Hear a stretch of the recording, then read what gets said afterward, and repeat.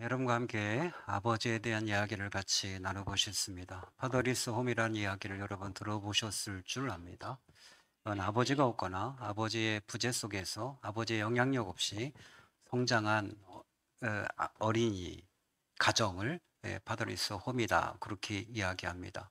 놀랍게도 미국에는 1,800만 명 이상의 어린이들이 파더리스 홈에 놓여져 있고 우리나라도 한부모 가정이 120만 가구 정도 되는데 그 가운데 80% 그러니까 가구 수로 120만 가정이니까 한 가구에 꼭 아이가 하나만 있는 건 아니지 않습니까?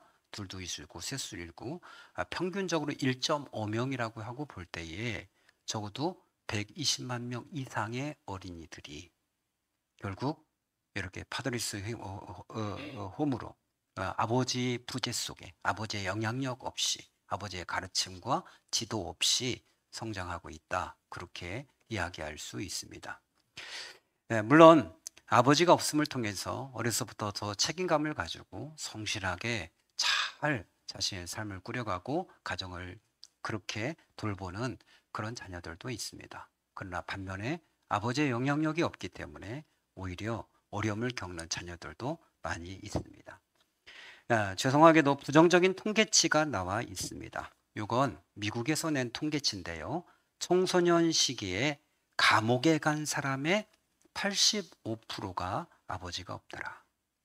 문제 행동을 가진 아이들의 85%가 아버지가 없더라. 약물 중독이 있는 사람의 75%가 얘도 역시 아버지가 없더라. 10대 임신한 이들의 71%도 아버지가 없더라. 모든 노숙인들과 가출 어린이들의 90%가 아버지가 없더라. 청소년 자살의 63%가 파더리스 홈이었다라는 통계가 나와 있습니다. 정상적으로 본다면 50%여야 될 것 같은데 그 수치가 훨씬 넘는다고 하는 것은 아버지의 영향력이 그만큼 크다라고 하는 것을 우리에게 가르쳐주고 있습니다. 여러분, 아버지가 있음에도 불구하고 아버지가 단절됐다든지 아버지로부터 좋은 영향력을 받지 못하면 성장한 이후에도 제대로 된 사회인으로서 쓰는 것을 굉장히 힘들어하는 자녀들이 많습니다. 대표적인 무신론자들을 비교한 연구한 책이 있습니다. 이분이 왜 이런 연구를 했는지 굉장히 의아스러워요. 폴 비치라는 분이 무신론자의 심리학이란 책을 집필하셨습니다. 그러니까 무신론자들을 잘 이렇게 조사하면서 보니까 그들이 무신론자가 될 수 있었던 이유 가운데 하나가 바로 아버지의 부재였다. 아버지에 대한 원망, 좋지 못한 관계, 이것이 하나님 아버지와의 관계에 문제가 있었다라고 하는 그런 주장을 한 책이 되겠습니다. 대표적인 사람이 니체가 아니겠습니까? 신은 죽었다. 그렇게 이야기했던 사람입니다. 모든 신은 죽었다. 특별히 기독교 신앙과 신자들에 대해서 통렬하게 비판한 사람이 니체가 되겠습니다. 그의 아버지의 관계를 보니까 그는 유아 시절에 아버지와 굉장히 친밀한 관계를 맺고 있었는데 5살이 되었을 때에 아버지가 36세의 나이로 병이 들어서 돌아가셨습니다. 그러니까 비록 5살이었지만 우리나라로 본다면 한 6살, 7살 정도 됐겠죠. 엄청난 충격을 받게 되었고 더더구나 아버지는 신앙생활을 하고 있었다는 겁니다. 그가 생각할 때에 아니 하나님을 믿는 아버지가 하나님이 계시다고 한다면 어떻게 그 젊은 아버지를 데려갈 수 있는가? 그래서 그 신을 거부했고 그가 철저한 무신론자가 되었다라고 이야기합니다. 볼테르라고 하는 사람도 역시 신을 믿는다고는 했지만 하나님에 대해서 강력하게 부인했던 사람 가운데 하나입니다. 하나님이 계시다고 한다면 세상이 이룰 수 없다는 거예요. 하나님이 선을 행한 사람들에게 복을 주시고 악한 사람에게 심판하시고 하는 그 공식이 맞지 않는다. 세상은 불공평하다. 그렇기 때문에 하나님은 없다라고 이야기하는 사람이었습니다. 볼테르 역시 그는 아버지와의 문제가 있었습니다. 아버지는 이 볼테르가 법조계에서 일을 하는 걸 원했습니다. 그런데 이 볼테르는 자신은 문학 쪽에 관심이 많았습니다. 아버지와 계속적인 갈등이 생기게 되었고, 이 아버지가 뜻대로 되지 않자 볼테르를 심하게 대하기 시작했다고 합니다. 심지어 아버지가 볼테르를 감옥에 보내기도 하고, 심지어 또 멀리 유배를 보내려고 계획을 세우기까지 했다고 합니다. 그 아버지와의 관계 가운데 엄청난 상처를 받고, 자기가 이렇게 아버지 때문에 고통당하는데 하나님이란 존재는 없다, 이런 생각을 강하게 먹고 그도 역시 불신자가 되었다, 그렇게 주장합니다. 한 번만 더 얘기한다면 쇼펜하우어를 얘기할 수 있습니다. 대표적인 염세주의자죠. 이분의 영향을 받고 자기의 삶을 파괴적으로 내몰거나 또 자살을 하거나 또 굉장히 염세주의에 빠져서 괴로워한 수많은 사람들이 있습니다. 이도 역시 아버지와의 관계에 문제가 있었습니다. 그는 17살에 아버지가 3층에서 운하로 뛰어내려 자살하는 것을 목격했습니다. 엄청난 충격을 그가 받게 되었습니다. 17살에 아버지가 직접 자살하는 모습을 보고 충격을 받고, 그때부터 그가 염세주의로 깊이 있게 빠져들게 됩니다. 그의 회고록에 보면 이러한 글이 있습니다. 젊을 때 항상 나는 우울했다. 18살 때 하나님이 세상을 만들었다고, 아니다, 차라리 악마가 만들었다고 하는 편이 옳을 것이다라고 생각했다, 이렇게 있습니다. 그러니까 17살에 아버지의 죽음을 목격하고 난 다음에 그는 18살에 굉장한 우울함 가운데 세상은 하나님 만든 게 아니다, 악마가 만들었다, 그렇게 그가 생각을 했다라고 하는 것입니다. 그 외에도 다른 무신론자들 얘기를 거론하면서 이상하게도 무신론자들은 하나님을 믿는데 상당히 어려워했고 하나님과 굉장히 큰 반감을 가지고 있었다, 그렇게 그가 책에서 주장하고 있습니다. 여러분, 실제로 육신의 아버지와의 문제가 있는 사람은 하나님을 믿는데 대단히 어려움을 겪는 것을 우리가 종종 보게 되어집니다. 그래서 어떤 자매는 아버지와의 그 갈등과 어려움 가운데 폭력적인 아버지 밑에서 자라고서 그가 교회를 다니기 시작하고 하나님을 믿는데도 불구하고 하나님이라고는 부르지만 하나님 아버지라고는 부르지 못하는 거예요.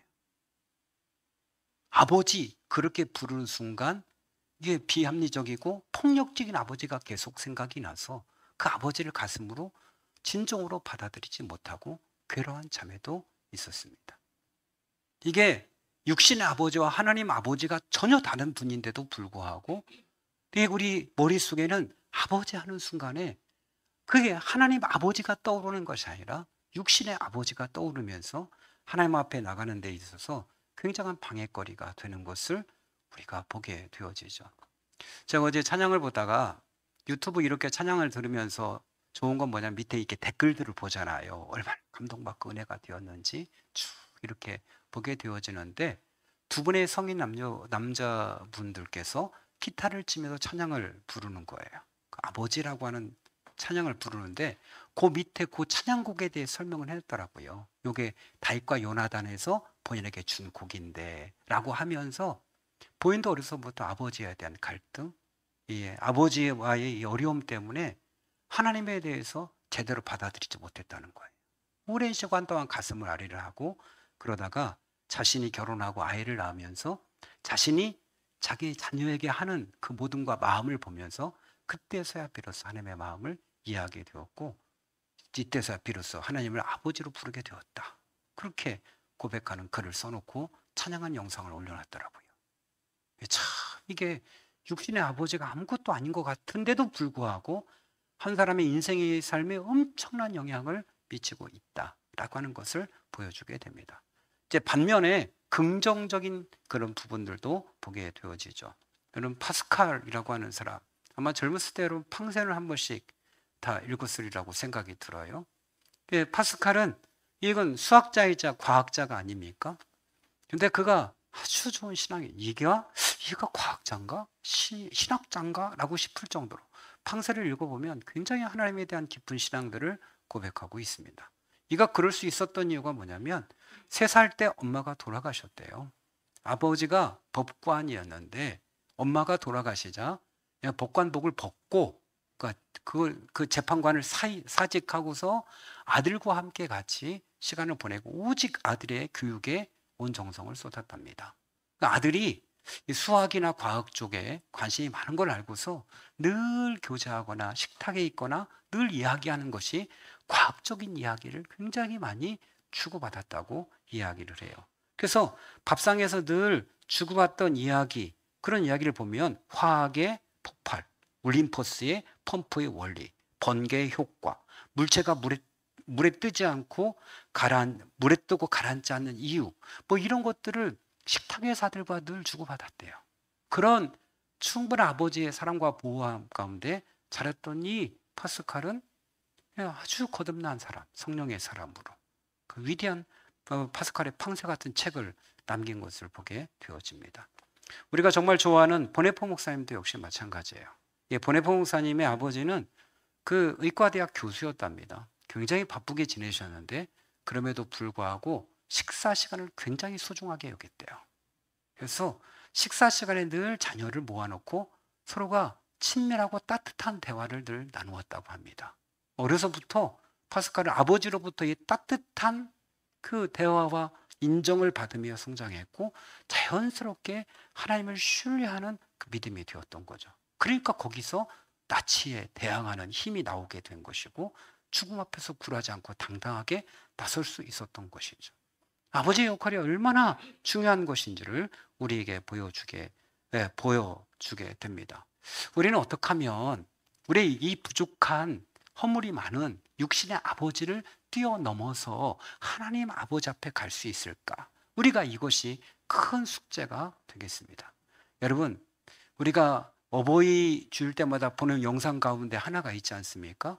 어릴 때는 아버지는 정말 크게 보이고 아버지는 못하는 것이 없는 것처럼 보여요. 아버지는 위대한 것처럼 세상을 결국 만들고 주물럭거리는 분처럼 그렇게 아버지는 위대한 분으로 보여요. 그냥 나이가 점점 성장하고 초등학교가 가고 중학교 되고 고등학교 되면서 아버지도 못하는 게 있네. 아버지도 불합리하네. 아버지도 무슨 덩어리네. 아버지가 나쁜 사람이네.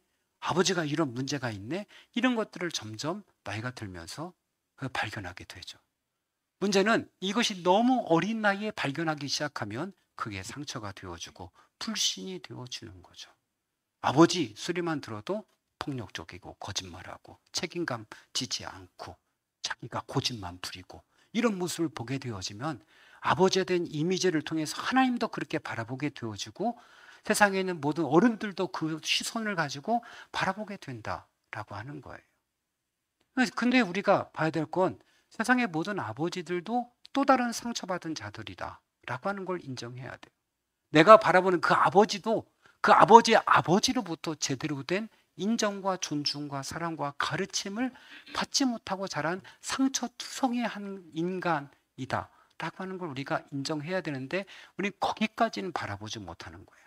내 아버지의 문제점만 보이는 것이고 내가 아버지로부터 받은 상처와 또 이 거리감 이런 것들, 채워지지 않음 이런 것들에 대한 상처가 고스란히 가슴에 남아 있는 것이죠.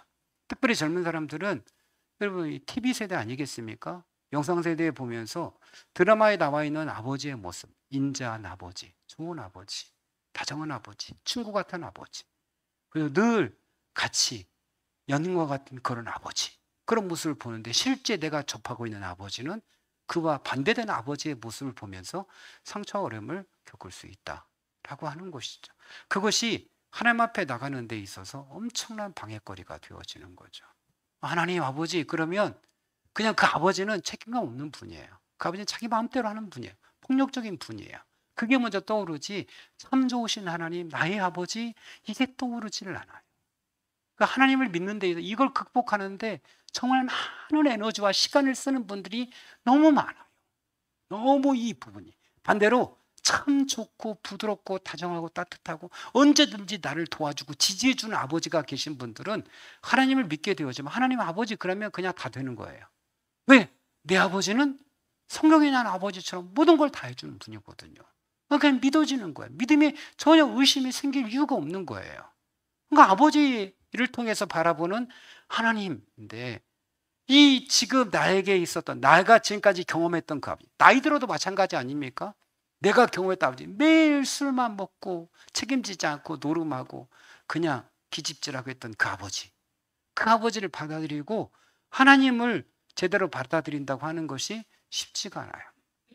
어떻게 하면 내 부족한 허물림 많은 내 육신의 아버지를 건너뛰어서 그 하나님을 보게 될까? 그리고 참 좋은 하나님 아버지의 시선을 가지고 내가 지금 문제가 있는 우리 아버지를 불쌍한 눈으로 바라볼 수 있을까? 이게 바로 우리의 숙제인 거죠. 그러니까 우리 아버지가 좋은 부분도 있어. 그러나 좋지 않은 부분들도 있어. 우리 아버지도 또 다른 상처받은 존재야. 아버지도 그 아버지로부터 또 다른 걸 좋은 것을 문화로 물려받지 못한 존재야. 라고 하는 것을 어떻게 보고 그를 불쌍히 여고 품어줄 수 있을까? 그래야만이 제대로 된 하나님을 바라볼 수 있는 것이죠. 저는 하나님이 얼마나 좋으신 분인지를 우리 예수님을 통해서 확인할 수 있어요. 우리 예수님께서 하나님을 아바라 부르셨어요. 아바. 그건 아빠예요. 아람어가 참 독특해요. 우리는 엄마잖아요. 근데 그 나라 엄마는 임마예요. 임마. 이게 발음이 아이들이 발음하기가 쉬워서 그런 것 같아요. 그냥 엄마 이게 되니까. 그죠? 그러니까 그냥 엄마라는 이름이 임마. 이게 이제 엄마하고 그죠? 우리는 아빠 해야 되는데 좀 더 부드럽죠. 아바. 그죠? 아기들이 부르기 얼마나 쉬워요. 아바. 임마. 이게 아바. 이게 쉽지 않습니까? 우리 예수님은 하나님을 아빠라고 부르셨어요. 근데 지금까지 그 누구도 하나님을 아빠라고 부른 사람이 한 사람도 없어요. 감히 하나님을 아버지라고도 잘 부르지 못해요. 하나님 보는 하나님 분명히 내가 너를 낳았다고 말씀했고 난 너의 아버지라고 말했지만 그 하나님은 두렵고 크시고 그런 분이지 나에게 따뜻하고 친밀하고 부드럽고 함께하는 다정한 아빠 같은 느낌은 사람들이 받지 못했던 거예요. 예수님께서 최초로 오셔서 예수님이 아빠 이렇게 하나님을 부른 거예요. 여러분에게 있어서 하나님은 아버님이십니까? 아빠입니까? 두려운 아버지일까요? 무서운 아버지일까요? 아니면 다정하고 따뜻하고 함께하는 아빠일까요? 요즘엔 그런 말 하더라고요. 세상에서 가장 맛있는 빵이 뭐냐? 그랬더니 아빵. 아빵. 이게 감동스럽지 않습니까? 여러분도 불러보세요. 아빵 이렇게. 그렇게까지 이제 다정한 친구가 되는 거죠. 저는 산당단속 이렇게 늘 돌 때마다 여러분 나누잖아요. 근데 한 가족이 엄마, 아빠, 아들, 딸 그러면 맨 앞에서 아버지와 딸이 손을 잡고 같이 걸어가요. 아들 혼자, 엄마 혼자 뒤에 이렇게 걸어가요. 근데 나이가 아들이 더 먹으니까 이제 남편이 부인 손을 잡는 게 아니라 아들들이 엄마 손 잡고 껴안고 같이 다니더라고요. 저희 가정들 이렇게 나가보면 우리 아들들이 엄마 어깨 동무하고 손잡고 이렇게 같이 다녀요. 저만 혼자 이렇게 걸어다니는 거예요. 아빠라고 하는 것이 그렇게 다정하게 보이는데 우리 예수님께서 그렇게 하나님을 신뢰하고 굉장히 다가오셨단 말이죠. 여러분, 예수님께서 얼마나 하나님을 신뢰했는지 십자가상에 돌아가시면서도 불구하고 뭐라 합니까? 내 영을 아버지 손에 의탁하나이다 라고 철저한 신뢰를 보여주셔요. 이게 하나님을 바라보는 예수님의 시선이었던 거죠. 우리는 구약의 인물을 통해서도 아버지의 관계를 뛰어넘어서 하나님과의 관계가 맺어진 사람들을 보게 되어져요. 성경이 뭐 아버지의 관계, 엄마의 관계 이걸 구체적으로 다루고 있지 않지만 우리는 그 관계를 짐작해 볼 수 있습니다. 그럼 모세와 아버지의 관계는 어땠을까요? 모세의 아버지가 이름이 나오긴 해요. 모세의 아버지는 아브람이라고 하는 사람인데 아므람인데 레위 족속이긴 해요. 그리고 그 형과 누나를 놔주고 더 이상 아무 기록이 없어요. 그 이후에도 모세가 어려움에 처하거나 민족을 구할 때도 장인 어른이 와서 도와준 건 있어도 모세 아버지가 왔다는 얘기는 전혀 없어요. 참 묘하죠. 그 모세가 제일 처음에 하나님이 부름받을 때 모세가 굉장히 주저해요. 안 가려고 하고 어려워하고 굉장히 하나님에 대해서 적대시한 모습을 보게 되어져요. 우연은 아니라고 생각이 들어요. 근데 조금 더 지나서 출애굽기에 넘어가서 한참 지나보면 33장에 이런 구절이 나와요. 마치 친구와 이야기하듯이 하나님이 모세와 이야기하셨다 이렇게 돼요. 하나님이 가라고 그렇게 얘기하고 기적을 보여줘도 멈칫멈칫했던 그 모세가 33장까지 가서 보니까 하나님과 친구처럼 다정해졌어요. 이게 놀라운 표정. 여러분, 아브라함도 하나님이 친구로 대하셨대요. 모세도 하나님이 친구처럼 다정하게 이야기를 나누셨대요. 오래 지나다 보니까 육신 아버지는 빠진 거예요. 하나님과 친구처럼 다정하게 좋으신 아버지로, 하나님으로 그에게 다가온 거예요. 놀랍죠. 우리는 아브라함 이야기도 마찬가지죠. 하나님께서 아브라함을 75세에 부르시고 처음 한 약속이 뭐죠? 너 아버지 집 떠나. 여기 있어요. 아버지 집 떠나. 그때까지 아버지 데려가 살아있었을까요? 죽었을까요? 살아있었어요. 역사에 보면 살아있어요. 아버지를 떠나. 아버지로부터 전 영향이 받을 게 없어요. 우상 숭배하고 우상 만드는 그 아버지 앞에 아버지 밑에는 좋은 게 없어요. 하나님께서 아브라함을 아버지로부터 떼어낸 다음에 하나님이 그때부터 다루기 시작해요. 그리고 마침내 복의 근원으로 만들어내 버리셔요. 그에게 아버지를 삭제해버려요. 왜? 더 이상 아버지랑 있어서는 그는 아무것도 아니에요. 그냥 우상 만들다 죽은 이름 없는 한 사람에 불과한 거예요. 하나님께서 아버지를 건너뛰어서 직접 하나님께서 하나님 아버지가 다루시는 거예요. 우리 한 사람 더 이야기할 수 있어요. 다윗 같은 경우는 어떨까요? 다윗과 아버지 이새의 관계는 어떨까요? 사무엘이 왕감을 삼으려고 그 형제들을 다 불러 모았을 때 위에 형 6명 모여들었어요. 근데 아버지가 다윗은 안 불렀어요. 왜 안 불렀을까요? 누군가가 양을 지켜야 되기 때문에? 아니요. 자료를 찾아보니까 그때 양을 칠 때는 같이 목동들이 같이 치는 거예요. 자기 양을. 그렇기 때문에 다윗이 빠져도 상관없어요. 잠깐 왔다 가라 해도 다른 목동들이 같이 그 양무리를 쳐주기 때문에 전혀 상관이 없어요. 그런데도 부르지 않은 거예요. 사무엘이 또 다른 아들 없습니까? 갈 때 이렇게 생각한 거예요. 정말 다윗을 그 아들, 막내 아들을 존중했느냐? 그렇게 보여주는 구절은 하나도 없어요. 전쟁이 일어났을 때도 용맹한 다윗이 나가서 도시락 배달하러 갔지 네가 가서 한번 좀 하고 와라. 그게 없어요. 그냥 가서 도시락 배달하고 와라. 그저 이 정도밖에 인정하지 않았어요.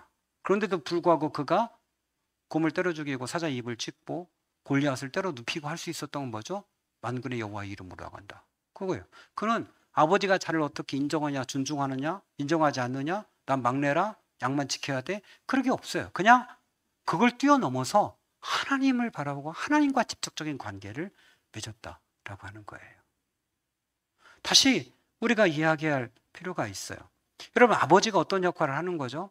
생각보다 굉장히 중요한 역할을 해요. 제가 여러분 부모 세미나 할 때 딱 하나 얘기했죠. 아버지는 창을 내는 분이다. 그 자녀에게 창을 내고 그 창을 통해서 자녀가 세상을 보고 모든 것을 판단하고 살아간다 라는 이야기를 드렸어요. 근데 아버지의 역할은 정말 많이 있습니다. 보호하고 안전을 책임져주고 경제적인 지원을 하고 교육자이자 멘토이기도 하고 감정적 지지자이기도 하고 또 모델이 되어주기도 하고 많은 역할들을 해야 되는 것이 아버지의 역할이에요. 그러니까 아버지의 역할은 이게 갈수록 굉장히 힘들어지고 어려워져요. 예전에는 그냥 돈만 벌어오면 나머지는 해결이 됐는데 지금은 그렇지 않아요. 이처럼 많은 역할들을 아버지가 해야 될 것들이 많이 있어요. 그러니까 이걸 다 감당할 수 있느냐? 다 감당하지 못하고 자녀는 그로 말미암아 상처받았다고 이야기하고 하나님을 믿는데 또 어려움을 겪고 하는 걸 보게 되어져요. 여러분, 이게 지금 여러분의 부모님 세대, 그러니까 저희 세대 아니겠습니까? 저희 세대는 말 그대로 낀 세대예요. 저희 부모님 때는 아버지 그 이름 하나로 존중을 받았어요. 아버지가 어떤 일을 하든 일단 아버지 그러면 그분에게 공경해야 되고 머리를 숙였어야 돼요. 우리 때는 선생님 그러면 그러니까 선생님 그 자체로 존경할 분이셨어요.